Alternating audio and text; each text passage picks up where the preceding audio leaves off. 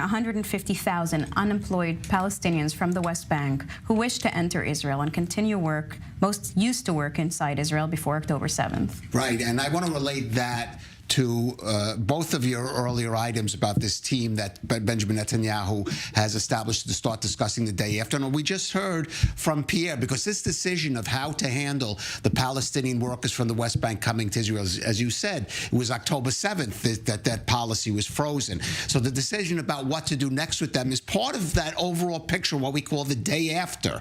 What is going to happen the day after Israel defeats Hamas militarily? But the day after is already coming on us. As we heard from Pierre, Hamas losing control over parts of, apparently parts of the Gaza Strip. That raises the question what Israel is going to start doing with the civilians there. And we have to talk about the future of the West Bank. How is Israel going to relate to the Palestinian Authority and the civilian Palestinian population there in the wake of what happened on October 7th and the Hamas-Gaza war? And these are questions that are going to have to be decided by the government. They are security questions.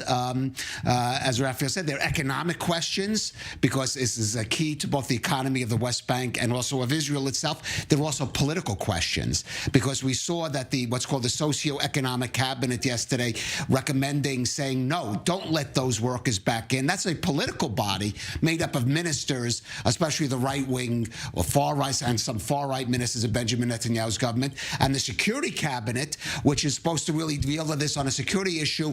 Benjamin Netanyahu suspended that discussion yesterday and said, we're not going to come to a decision now. That was a political decision that Prime Minister Netanyahu had to make, because he knows this decision politically, let those workers back in, would be politically unpopular with his base and other members of his government. So the day after is not going to come suddenly the day that Yahya Sinwar and Mohammed Def or Surrender are killed. The day after is going to come on us slowly, and I think this is the beginning, not just the beginning, the end for Hamas. It's the end of the beginning for Israel, and starting to deal with those difficult questions. What comes next, not only in Gaza, but in the Palestinian issue with the West Bank as well.